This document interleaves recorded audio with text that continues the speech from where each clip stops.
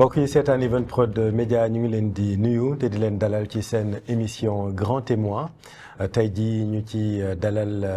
le juge le médiateur de la République monsieur Demba Kandji ñu ngi lay nuyu monsieur le médiateur. maa ngi leen di fay Chérif ak madame Bob Bigué. di sant di leen gërëm ci invitation bi ngeen ma def pour ma waxtaanee ak yéen sama rapport d'activité bi ma def ci année bi 2025 di ko partager avec opinion bi. Merci beaucoup. dinañu am mbégte wax ak yow ci rapport bi ak itam tolluwaay réew mi parce que rapport bi li muy gën a jëmmal en tout cas mooy tolluwaay réew mi ak ni ñuy dundee bokk na ci sunu institution par exemple ndax ci rapport bi def ngeen ci 26 recommandations yoo xamante ni dinañ ci ñëw point par point Bigué ñu ngi lay nuyu Bigué Bob directrice de publication du journal Enquête. maa ngi lay fay Chérif maa ngi nuyu suñu invité bi amaat mbégte toog fii ñu bokk plateau bi war a def Grand Témoin. tey jii comme ni nga ko waxee ñuy dalal donc le médiateur de la République nekk magistrat figure incontournable de la justice sénégalaise nekk tey jii le garant des recours citoyens mën nañ ko waxee noonu Demba Kandji dafay incarner tamit le visage de la médiation institutionnelle. Fii ci Sénégal ancien président de la cour d'appel de Dakar homme de droit et de rigueur et de discrétion tey jii donc moom moo nekk à la tête de la médiature de la République depuis août 2021 un peu à la croisée des chemins entre l'administration et les usagers moom ku jox boppam la ay mission yoo nga xamante ni li muy und mooy gën a rattaxal diggante yi nga xamante ni des fois dafay xaw a ñagas entre l'État ak les citoyens tey jii moo nekk donc sunu gan au cœur de l'actualité internationale ginnaaw bi mu nga xamante ni jébbal na rapport 2025 le président de la République Bassirou Diomaye Faye rapport boobu ñu def ci ay 26 recommandations bokk na ci recommandations yi nooyu ay réformes institutionnelles ak évolution de la démocratie ci foofu laa bëggoon ñu njëkkee monsieur le médiateur mooy le recours citoyen et le conseil constitutionnel da ngeen di préconiser da ngeen bëgg l'ouverture aux citoyens du recours citoyen bi di mën a def recours directement en contrôle de constitutionnalité des lois waaye itam defaat redimensionnement des missions du conseil constitutionnel loolu mu tombeek jamono ju nga xamante ni lu ñuy waxtaane la ci Sénégal est-ce que mën nga ñëwaat ci recommandation boobu ak lu ko waral. jërëjëf Chérif maa ngi leen di gërëm maa ngi gërëm madame Bigué Bob mi ma dendal itam ci dalal bi ngeen ma dalal d'abord mais ensuite di leen wax ni médiateur ñu bëri dañoo comprendre mission xam nga dinaa gis ay nit ñu naan médiateur lu tax muy wax ci conseil constitutionnel médiateur citoyen la médiateur porte-parole du citoyen la am na droit wax ci conseil constitutionnel te bi muy wax ci conseil constitutionnel daf ko wax ci jëmale woon ko ci recommandation boo xam ci dialogue national journée du dialogue national ministre de l'intérieur bi sollicité ma wax ko xat-xat yi citoyen bi di am ak bu waxee am itte yoo xam ne war na ko fësal en tout cas war na ko jëmal ci benn juridiction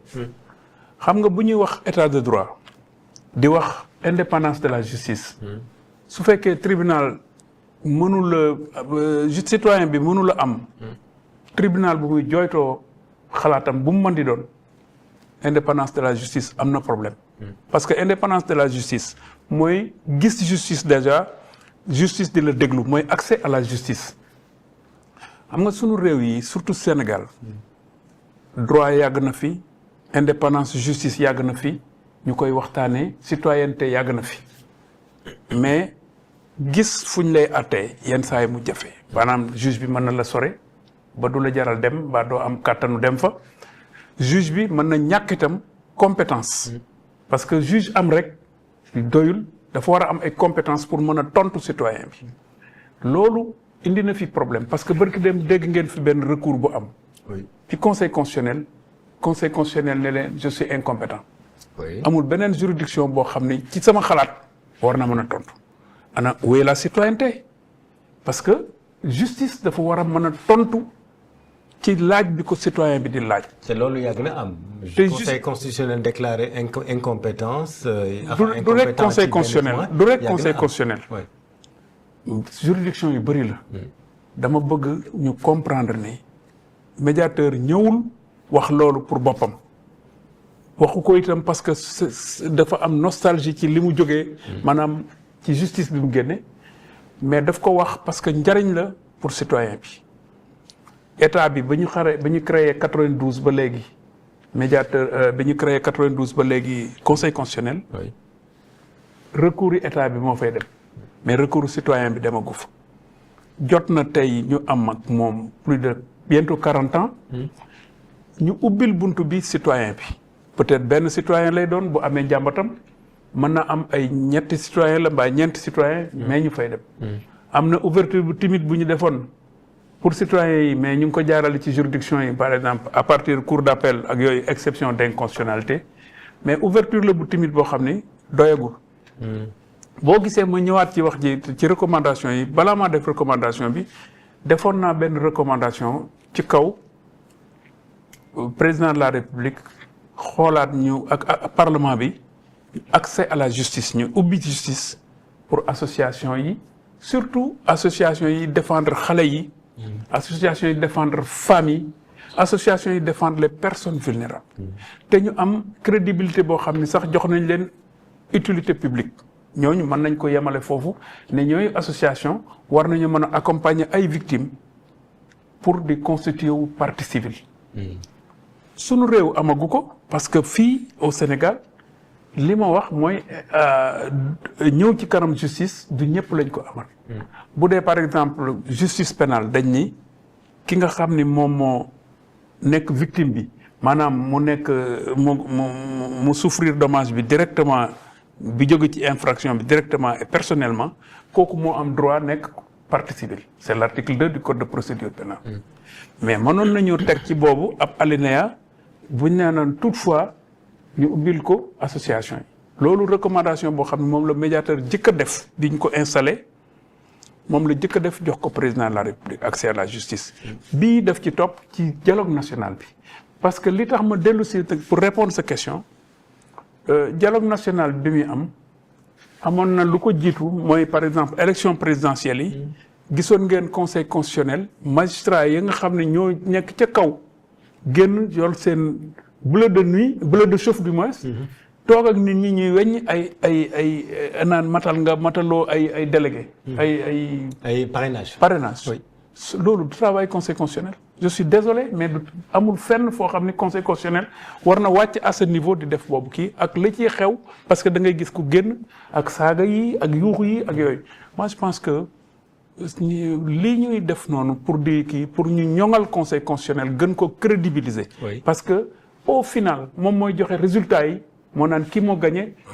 au final mooy installé ki gagné. mais loolu parce que le moment est très politisé maanaam coowal politique dafa jóg bu baax ci Sénégal tey jii boo bëggee n'importe quel citoyen def recours direct au conseil constitutionnel est-ce que du créer justement pëccëxoo boobu noonu. du n'importe quel citoyen est-ce que tamit du nekk benn engorgement seen liggéey gën a bari. beneen am na ko conseil constitutionnel beneen citoyen dañ koy saisir. benn citoyen day saisir kenn du ma ni Sénégal beneen ko gën a avancé en termes démocratiques en termes de démocratie mën nañ ko def ça demande à être régulé. oui. yéen ñoo nekk seen proposition parce que nee nga du n'importe quel citoyen bu boobaa kan moo ko mën a def. mais un député mën na ko def war nañ ko ubbi disons de façon tout à fait régulée. mun ma wax ici ne par exemple un citoyen lambda n'importe comment mais mën nañ ne 5 citoyens 2 citoyens mais am na ñu mën a bëgg porter poser ab question. mais déjà les députés mën nañ ko def. bien sûr bu ñu constituer par exemple. mais benn député mënu ko def par exemple. un député effectivement mënu ko def. il y a un nombre je pense que c'est 17. pourquoi benn député war ko mën a def. oui. on aurait pu l'ouvrir à un député on aurait pu l'ouvrir je sais pas un groupe de 5 citoyens. man damay proposer. en tout cas loolu day gën a yokkal suñu démocratie da koy gën a ñoŋal. parce que ñëpp dinañ sentir ni bon institution yu mel noonu ñoom lañ fi nekkal. En tout cas, c'est un débat qui est ouvert. Hein. Oui. alors mu mel na nag yéen li ngeen bëgg noonu président de la république déjà commencé na ko comprendre parce que mi ngi leen di woowee bëgg nañu yokk ba ñu leen di woowee peut-être les défenseurs des droits des citoyens mu bëgg ñu élargir ay compétences su médiateur de la république. loolu bokk na ci seen recommandation par exemple yi ngeen def. waaw ñun def nañ ko mais waxuñu par exemple ne dañuy def défenseur des droits. pour mu nier commission nationale des droits de l'homme ak yeneen instance yoo xam ne ñu ngi toppatoo loolu droit de l'homme dafa yaatu ñu koy toppatoo bëri na. mais mënoon ni médiateur moom mooy intercéder en faveur du citoyen auprès du service public ak organisme yi nga xam ne dañoo am mission service public ba pare yi restreindre ko ci compétence yoo xam ne yu yàggoon la. parce que li loi bi ñu amee tey Sénégal 1991 la juddu ñu amandé ko un peu en 1999 diggante bi fonction yi ak institution bi ngi évoluer te war nañ ko adapté défenseur des droits dafa du tere médiateur cheminer avec commission nationale des droits de l'homme ak yeneen parce que yooyu yëpp ay secteur la gis nga médiateur du institution boo xam dañ ko cantonné ci leen dès lors que wax nañ ko ni ko yow yaay intercéder en faveur des citoyens jox nañ ko mission moom même de façon proactive muy def ay propositions di def ay recommandations médiateur autorité d'influence la am magistère d'influence la am mën na susciter ay orientation ak réorientation dans les politiques publiques loolu moo tax recommandation yi am di nga gis sama recommandation ma def recommandation ci domaine yoo xam ni da nga naan de quoi je me mêle dama yàlla baal parce que man wax naa fi bien avant les instances yi nga xam ne ñoom les observateurs yi nga xam ne ñoom la ñu accrédité ci mission yooyu wax naa ma fouille porte installation fouille électronique mais daa mel na léegi commencé nañ leen déglu parce que ministre de la justice ministre de la justice a ngi ciy liggéey gouvernement mi ngi ciy liggéey te président ku ci sensible la parce que dafa doon loo xam ni dafa méngoowul ak yelleef les fouilles intrusives yi am te bu ñu waxee intrusive ku ne sa xel mën na xalaat fa mu war a fa mën a egg tout à fait terewuñ mu commencé fii terewuñ mu yem fii te loolu baaxul bon dugg kaso taxaw la nekk koo xam da nga coupable te loolu bokk na ci li nga xam ne mën na jalgati sax présomption d'innocence bon doo gisee kaso bi ñu bëri bu ñu génnee du ñu dem seen kër directement ça c'est très africain hein da ngay gis ñu dem ci géej gi sangu soog a ñibbi ça veut dire ce que ça veut dire donc moment la boo xam ni war nañ ko xool nit ki ni muy duggee kaso parce que du bokk ak ni mu fay génne da ngay dugg kaso génne fa ak non-lieu génne fa ak relax génne fa ak acquittement fuuy boobu am na lu muy bàyyi sa yaram te man defuma ko ex nihilo dama déglu ay nit yu mu dal ñu vivre ko mu metti leen dama gis ay nit wax ma ni ma dañuy tase ak nit ku jógee ku daan liggéey prison ñu xamoon ko mais dañ ko éviter ah oui parce que bon peut-être dama lay wax rek ne la mën na indi ay jafe-jafe. am na benn interview bu Guy Marius Sagna doon wax ne boo yegsee prison li lay njëkk a wàññi mooy ni ñu lay fouiller en fait. loolu déjà humainement rek dafay poser ay problèmes. dafa doon domaine boo xam ne mënoon naa ne observateur moo ci war a wax. oui. des lieux de privation de liberté. mbaa commission nationale des droits de l'homme non. moi j'ai une compétence transversale médiateur ñetti affaire lañ ko intérêt mu wax ci défense nationale waxuma ni doo wax ci soldats yi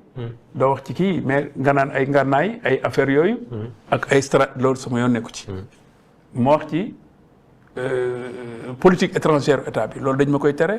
moom mooy par exemple di wax naan Sénégal war naa am fii ambassade warta am ambassade war na rompre relation loolu yoonam nekku ci mu wax ci enquête ak instruction loolu dañ ma koy tere dañ koy tere ñëpp parce que c'est un secret absolu l'enquête et l'instruction mais bu dul loolu médiateur terewuñ ko dara terewuñ ko leneen donc man compétence transversale la ci loolu laay liggéey loolu moo tax ñu may gis may def ay atelier di susciter ay réflexion bi ci mujj te mu gën a marqué ma man ci sama mandat mooy xale yi nga xam ne dañuy judd ak laago boo xam ne seen yaay mbaa seen baay da leen di ëlëm ba nga xam ne dañ koy nëbb ci kër gi. parce que man bëggoon naa la laaj question boobu en fait dafa am partie bu mag boo xam ne ci rapport bi. enfant à besoin spécifique. waaw da ngeen ko consacrer aux enfants à besoins spécifiques et je me demandais lu waral. xale yi taxawaay boobu noonu ngeen taxaw ci question. c'est très intéressant am na point yu bëri yoo xamante ni effectivement bëgg nañ ci taxaw mais ñoo ngi nekkoon ci les conditions de détention et ça aussi c'est un vrai sujet au Sénégal tey jii prison au Sénégal dans les 37 établissements on est à un peu plus de 15 000 détenus au-delà des fouilles intrusives yi nga xamante ni sur le plan de la dignité effectivement am na lu muy def ci doomu aadama mais conditions de détention yi ci boppam. Les longues détentions préventives wax nañ ci keroog par exemple ak sa collègue Cheikh Ba circulaire bi nga xamante ni